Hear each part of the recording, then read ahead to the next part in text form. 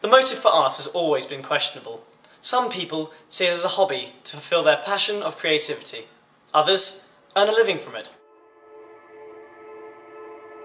It was the only subject I tried my best in all the subjects, but it was really the only one that I could really express myself in. Everything you do goes towards this body of work which you present, and it's all very personal rather than just working in an office.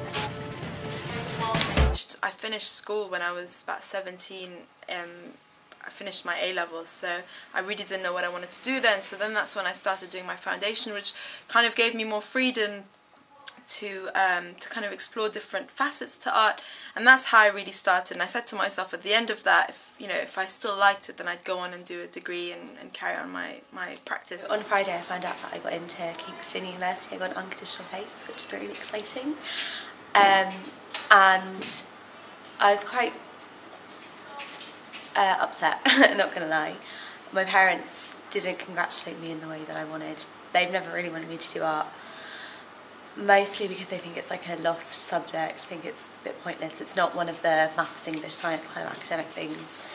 And then at the end of that, I felt that there was some element missing that I didn't get enriched in my art degree, and that was the more academic aspect, the more academic background to the issues that I was dealing with, which were humanitarian issues, which were political issues. So I decided to do my master's in political science, and so in a sense it all came together in giving me ammunition to kind of make work and say something, and so from that I'm living off my practice, because that's what gets me up in the morning. This is what inspires me. This is what I feel like my purpose is.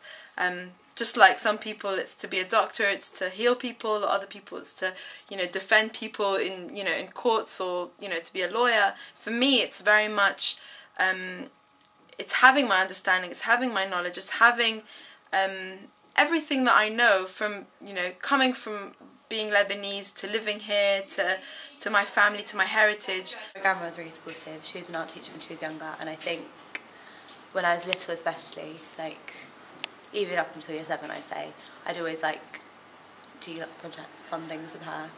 It's really important. I don't know, I mean day to day, yeah, it's not that you struggle, it's much more difficult to live being an artist as it is to get a kind of a steady income like you would a lawyer or a doctor or whatever. But